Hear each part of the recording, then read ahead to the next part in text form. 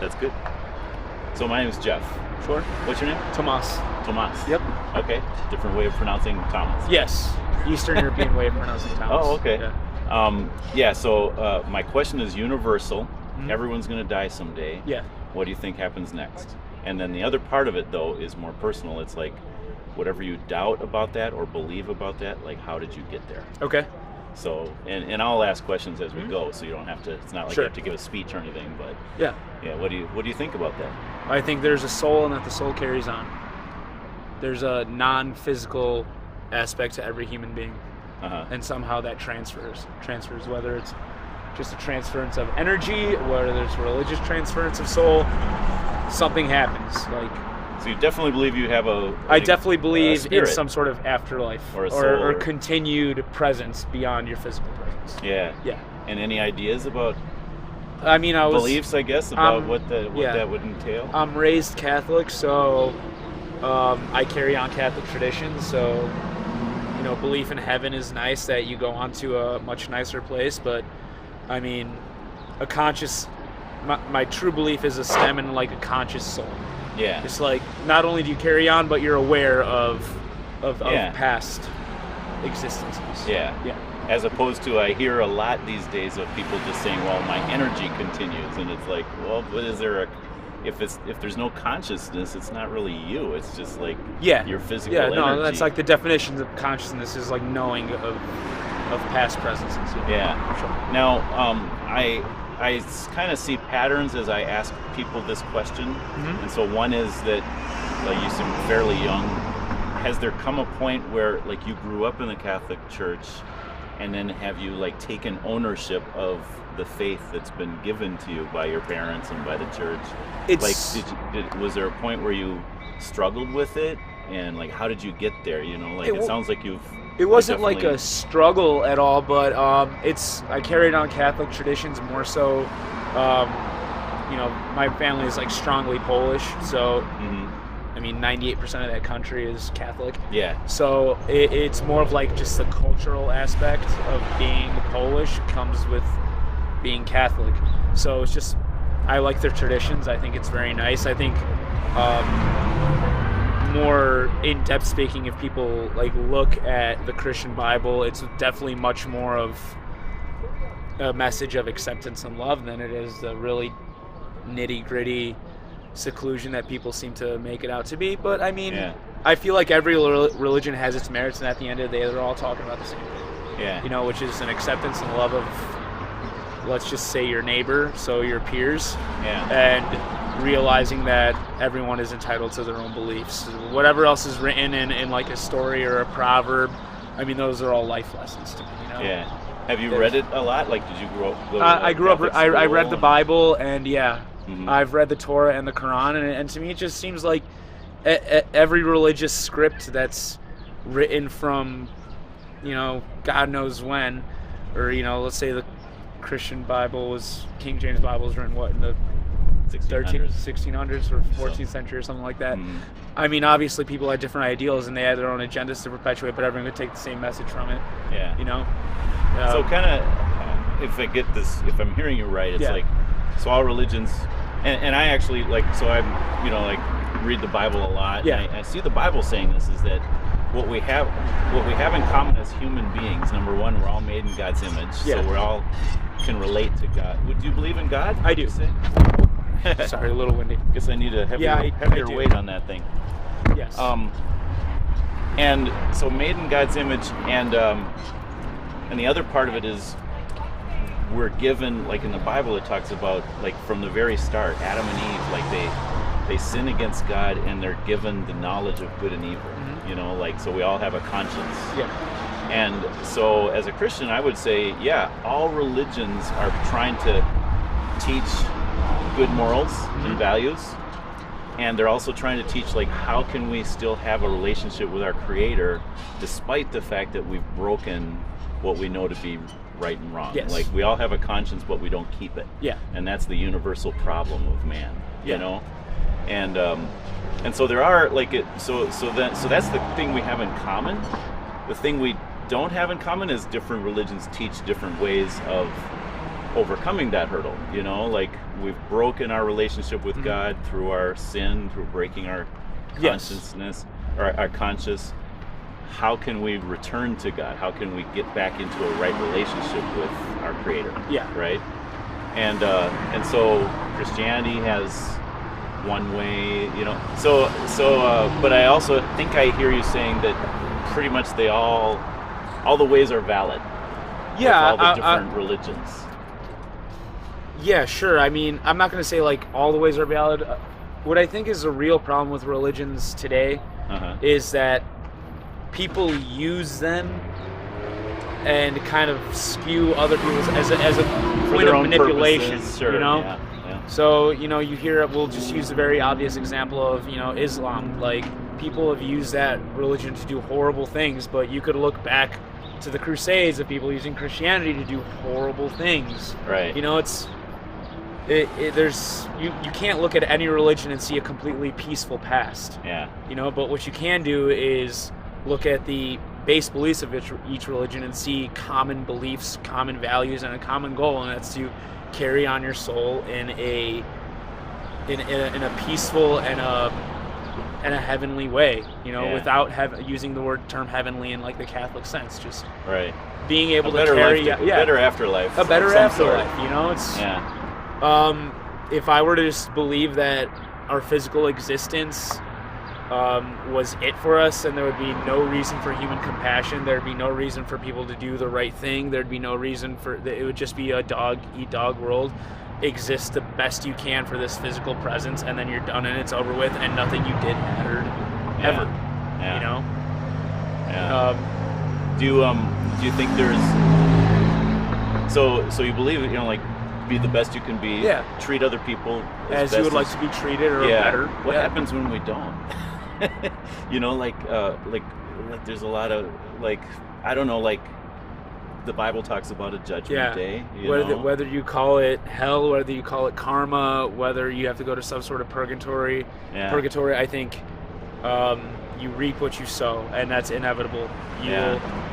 I don't think there's an example of a person in this world who did nothing but wrong and got out of it scot-free. Right. I mean, however it finds him, it finds him. Now, one thing that I do see that's different about Christianity and the Bible is, with other religions, is most religions teach kind of like what you're saying, you reap what you sow, maybe your good can outweigh your bad, And so if we do enough good, then we don't have to worry about the bad we've done, right? Sure. The problem with, so Christianity says when you don't do the good things you ought to do, that too is sin. So in other words, there are sinful things we shouldn't do, and there are good things we should do. And basically the whole idea that the good that we ought to do, what that's saying is how can I put it? We do good things just because it's the right thing to do. So Christianity teaches someone helps you, or someone falls on the ground, you try to help them up because it's the right thing to do. And I would put it like this. I would say I'm using my God-given health and time and energy to serve God by serving my fellow man, right? And it's the right thing to do. However, the problem with that is the whole balance scale. Then, if we're trying to pay for the bad things we shouldn't have done with the good we should do, we can't use it to pay for that. Because we should do it anyway, regardless. Yes. So then it's okay, I'm standing on Judgment Day before God, and I'll tell you, I'm guilty of, all the 10 Commandments in some way or another. No person that's without sin. And I can't say, well, God, but look at these good things I did, and God, the whole thing is, you should do that. You were right to do those. That's what you should do. But you still need to. God, being a good God, loves justice. There must be some kind of a penalty for our sin. And I want to make respect your time because. But I'll just say this real quick is that you're Catholic. Jesus died for our sins. What the whole point with that is. We couldn't pay for it ourselves. If we could pay for it ourselves by doing good deeds, then we wouldn't need Jesus, which doesn't sound right, No, he's our Savior precisely because we can't pay for our sins. We need what he did on the cross in our place to take our punishment for us, Sure. you know? So I try to, you know, like when I ask people these questions and I find out people do know, like you've grown up knowing about Jesus. I Yeah. remember before people put it to me like this, I kept thinking, well, I'm a pretty good person. I think I'll go to heaven. Yeah. But the whole point with Jesus is, no, we've sinned. We don't deserve heaven, but he took our punishment for us. Yeah. And put your faith in him, not in your good works. Because if you do that, you're kind of trusting in yourself rather Yeah. than in Jesus. So is that a fair, quick question? And Yeah. just to kind of let you know where I'm coming from with it. Yeah, absolutely. Yeah. But I don't want to take more of your time than I've asked for. Yeah, no, it's all right. So- Just with that point, I mean, even Jesus himself wasn't without sin, you know, like he was a human being as well, and he sinned and he ransacked a market and he judged, but I think the unique point, that was the start of our religion, you know, without his sacrifice for the rest of humanity, but without him also being an example of an imperfect human being, like Christianity wouldn't exist. So I think he's the ultimate story of you can be a human and you can be an imperfect human, but it's not that just Christ is forgiving, but you know, the reality of the existence of an afterlife is that whatever God you believe in is forgiving as well. So I'm not saying that everybody can automatically go to heaven, but I mean, obviously there's some atonement for sin, but there isn't any deed, I feel like, that will go unforgiven, because human beings are imperfect creations. We've done terrible things to each other. We continue to do terrible things to each other. There is form of redemption for anything you do, but again, you never learn about that true form of redemption until you get to that point. You know, until no one knows for sure what happens after you die until you die. Yeah. So that's why where my basis in faith comes from is like I'm willing to accept and practice Catholic beliefs just because I think they're awesome traditions. They're a lot of fun. It's what I grew up with. But it's like I can never look at somebody else who practices another religion and say that they were incorrect or wrong. Yeah. You know?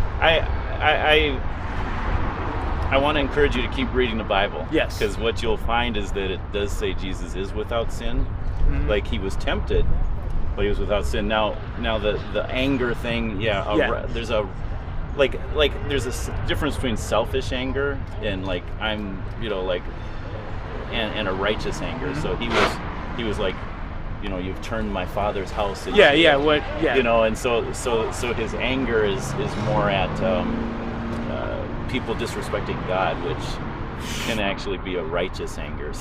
So the Bible actually says he's without sin and he's the perfect sacrifice. So it's kind of like this, like if there must be a penalty for my sin and God is willing to let there be a substitute, it can't be somebody else who has also sinned, because they must pay their own penalty. Yeah. See what I'm saying? But if Jesus is not only the Son of God, which is like God taking human form and dying in our place, but he's also the perfect human being, then he would be the perfect sacrifice on our behalf.